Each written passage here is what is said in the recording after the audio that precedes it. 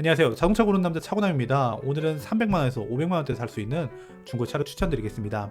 500만원대 시리즈가 제 영상 중에는 가장 관심이 많이 있는 것 같아서 이번에는 좀 더 저렴하게 살 수 있는 중고차 4대를 선정하였습니다. 이 가격대에는 잘못 사면 수리비가 착각만큼 나올 수 있기 때문에 가성비보다 장고장이 크게 없는 차로 선정해 보았습니다. 그리고 구독자 9,000명이 얼마 남지 않았습니다. 구독, 좋아요 한 번씩 눌러주시기 바랍니다. 첫 번째 추천 차량은 아반떼 HD입니다. 현대의 명차를 뽑으면 항상 손꼽히는 자동차로 자동차를 다른 목적 없이 이동수단으로만 생각한다면 정말 괜찮은 차입니다. 장고장 적고 연비 준수하고 승차감도 후륜에 멀티링크가 들어가 구조적으로 토션빛보다 나은 승차감을 제공합니다. 아반떼 HD는 전반적으로 호불호가 갈리는 디자인을 제외하고는 오너들의 큰 불만이 없는 차입니다. 당시 기아의 소형 세단은 포르테가 있는데 포르테가 더 디자인적으로 우수하지만 후륜에 토션빔 서스펜션이 들어가고 원가 절감으로 실내 소재와 마감 그리고 소음 차단도 HD에 비해서 부족합니다. 그래서 아반떼 HD의 디자인이 도저히 안 되겠다고 하시는 분들은 포르테도 500만원 미만에 구매할 수 있습니다. 아반떼 HD에는 MPI 1.6 감마 엔진과 4단 자동 변속기가 적용되어 있습니다. 요즘 엔진과 비교해서 출력과 효율은 좀 떨어지지만 장고작이 정말 없어 좀비 엔진이라는 말이 나올 정도로 내구성이 상당히 우수합니다.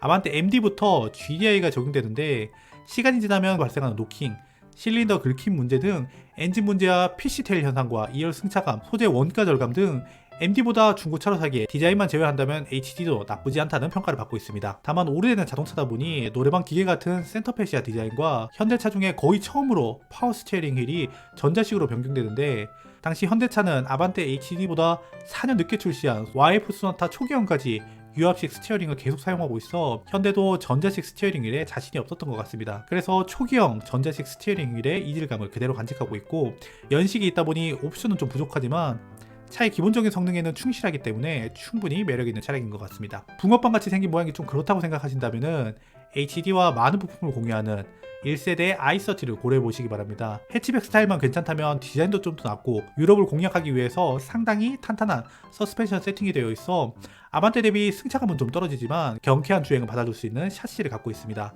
좀 더 큰 차를 찾고 있다면 i30CW라고 i30 전장을 늘려서 외관과 같이 생긴 모습의 i30도 있습니다. 첫 번째 추천 차량은 현대의 실수 아반떼 HD입니다. 두 번째 추천 차량은 1세대 소울입니다.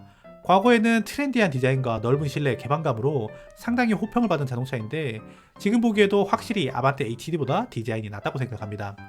하지만 패션도 10여 년 전에 유행한 걸 지금 보면 다소 촌스러워 보이는 게 있는데 15년이 지난 시점에서 여러분들은 어떻게 생각하실지 모르겠네요. 1세대 소울의 초기 모델은 가솔린은 1.6과 2.0 엔진 그리고 디젤은 1.6 엔진이 적용되어 있고 변속기는 4단 자동 변속기가 적용되어 있습니다. 아반떼 HD와 마찬가지로 감마 엔진은 아직 GDI가 적용되기 전이라서 디젤 모델과 가솔린 모델 모두 드라이브 트레인의 내구성은 상당히 우수하다고 평가를 받고 있습니다.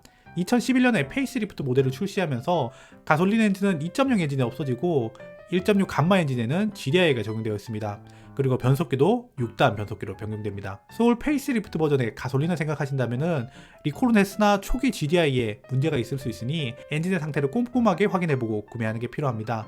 반면 디젤 엔진은 크게 말썽 부릴 이력은 없습니다. 소울의 가장 큰 장점은 박스카 형태로 매우 실용적인 실내입니다. 넓은 헤드룸과 2열 공간이 차급치고는 상당히 넉넉합니다.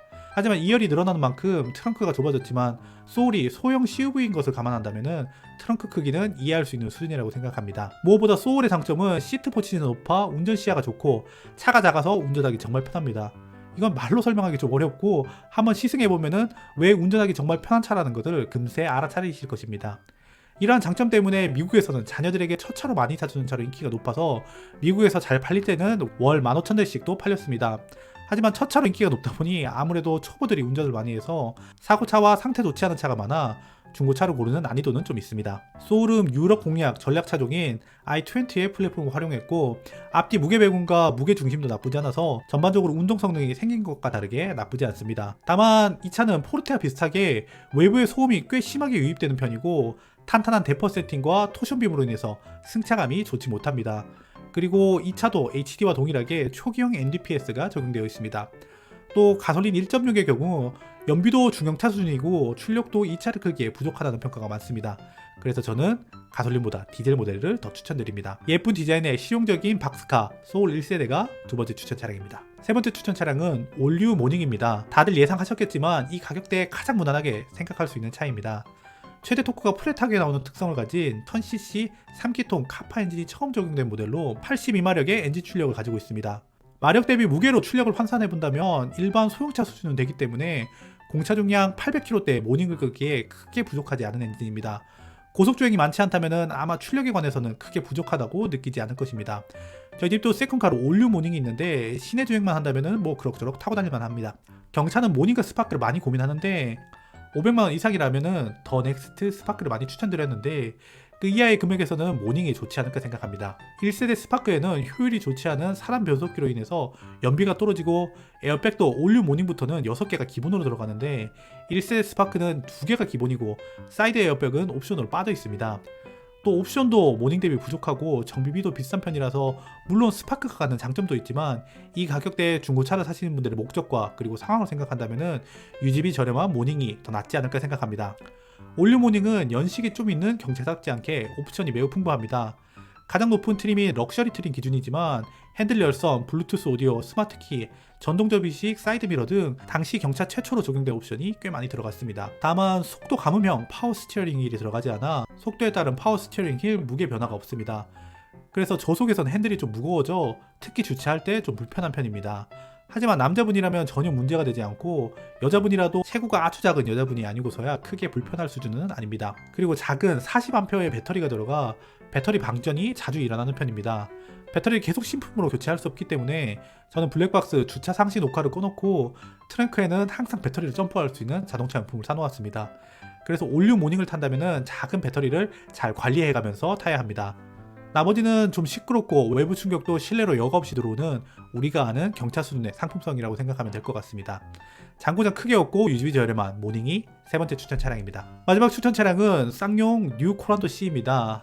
아무래도 경정비를 생각해야 하는 가격대다 보니 주로 현대기아차 중 장고장이 없는 차를 추천드렸는데 돈을 좀 더 쓸 수 있는 상황이라면 그 외의 브랜드 중에서는 뉴 코란도 C를 추천드립니다. 하지만 코란도 C는 한 가지 큰 문제가 있는데 바로 비트라 미션이 적용되었다는 것입니다.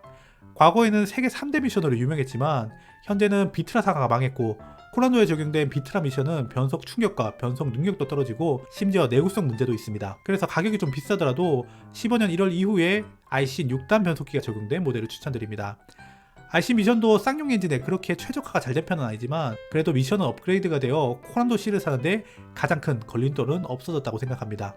만약 비트라 미션이 적용된 모델을 산다면 미션 회사가 문을 닫았기 때문에 추후 미션 고장 시 부품 수급에 애를 먹을 수도 있습니다. 단 15년씩 이상이다 보니 키로수를 좀 타협한다고 해도 괜찮은 매물은 600~700만원대까지 올라가서 가격이 좀 비싸고 현대기아 대비 유지비 측면에서 좀 불리한 면이 있지만 그래도 국내 생산 브랜드라서 오래된 쉐보레와 르노차보다는 정비성도 낮고 수입이 더 합리적입니다. 코란도는 쌍용에서 처음 출시하는 전륜구동과 모노코크 바디가 적용된 SUV로 쌍용차 하면 생각나는 프레임 바디 기반의 정통 SUV를 탈피한 쌍용 최초의 도심지향형 SUV입니다. 투싼과 비슷한 크기의 2.0 디젤 엔진이 적용되어 있고 2015년 6월 이후로는 유로6를 대응하기 위해서 디젤 2.2 LET 엔진이 들어갑니다. 전 세계에서는 이산화탄소 배출량을 줄이기 위해서 다운사이징 붐이 불었지만 돈이 없어 여러 엔진을 개발할 수 없는 쌍용은 오히려 더 큰 엔진을 넣어줘서 동급 중에 가장 넉넉한 출력을 가지고 있습니다. 다만 이렇게 되면 중고 가격은 더 올라갑니다. 다소 투박한 실내와 인테리어가 올드하다고 평가받고 있지만 대체적으로 큰 장고장 없이 타고 다닐 수 있는 코란도가 마지막 추천 차량입니다. 지금까지 제가 추천하는 자동차 4대였고요. 지금까지 영상 봐주셔서 감사하고 저는 다음 영상으로 찾아오도록 하겠습니다. 감사합니다.